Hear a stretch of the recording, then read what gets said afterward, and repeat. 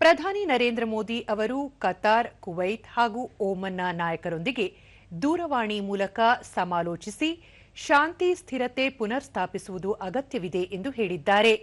ಈ ಕುರಿತು ಸಾಮಾಜಿಕ ಜಾಲತಾಣದಲ್ಲಿ ಮಾಹಿತಿ ಹಂಚಿಕೊಂಡಿರುವ ಪ್ರಧಾನಿ ನರೇಂದ್ರ ಮೋದಿ, ಕತಾರ್ನ ದೊರೆ Sheikh Tamim bin Ahmed Al Thani ಅವರೊಂದಿಗೆ ಚರ್ಚಿಸಿ ಕತಾರ್ ಮೇಲಿನ ದಾಳಿಯನ್ನು ಖಂಡಿಸಿದ್ದಾರೆ. ಮಧ್ಯಪ್ರಾಚ್ಯದಲ್ಲಿ ನಡೆಯುತ್ತಿರುವ ಸಂಘರ್ಷದ ಹಿನ್ನೆಲೆಯಲ್ಲಿ ಶಾಂತಿ ಮತ್ತು ಸ್ಥಿರತೆ ಪುನರ್ ಸ್ಥಾಪಿಸುವುದು ಅಗತ್ಯವಿದೆ. ಕತಾರ್ನಲ್ಲಿ ಭಾರತೀಯ ಸಮುದಾಯದ ರಕ್ಷಣೆಗೆ ಬೆಂಬಲ ನೀಡಿದ ಕತಾರ್ ದೊರೆಗೆ ಧನ್ಯವಾದ ಸಲ್ಲಿಸುವುದಾಗಿ ತಿಳಿಸಿದ್ದಾರೆ.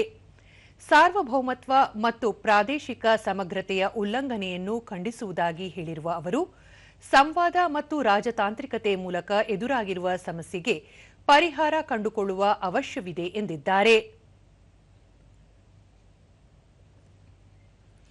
ಇದೇ ಸಂದರ್ಭದಲ್ಲಿ ಒಮಾನ್ ಸುಲ್ತಾನ್ ಹೈತಮ್ ಬಿನ್ ತಾರಿಕ್ ಅವರೊಂದಿಗೆ ಪಶ್ಚಿಮ ಏಷ್ಯಾದ ಇತ್ತೀಚಿನ ಬೆಳವಣಿಗೆ ಕುರಿತು ಚರ್ಚೆ ನಡೆಸಿದರು. ಒಮಾನ್ನ ಸಾರ್ವಭೌಮತ್ವ ಮತ್ತು ಸಮಗ್ರತೆಯ ಉಲ್ಲಂಘನೆಯನ್ನು ಖಂಡಿಸುವುದಾಗಿ ತಿಳಿಸಿದ ಅವರು, ಭಾರತೀಯರ ರಕ್ಷಣೆಗೆ ಒಮಾನ್ ಬೆಂಬಲ ನೀಡಲಿದೆ ಎಂದು ತಿಳಿಸಿದ್ದಾರೆ.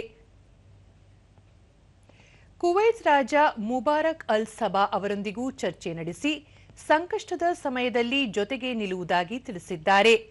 ಪಶ್ಚಿಮ ಏಷ್ಯಾ ರಾಷ್ಟ್ರಗಳಲ್ಲಿನ ಸಂಘರ್ಷದ ಹಿನ್ನೆಲೆಯಲ್ಲಿ ಕಳೆದ 48 ಗಂಟೆಗಳ ಅವಧಿಯಲ್ಲಿ ಪ್ರಧಾನಿ ನರೇಂದ್ರ ಮೋದಿ ಅವರು UAE, Israel, Saudi Arabia, Jordan, Bahrain, Oman, Kuwait ಹಾಗೂ ಕತಾರ್ ದೇಶದ ನಾಯಕರೊಂದಿಗೆ ಸಮಾಲೋಚನೆ ನಡೆಸಿದ್ದಾರೆ.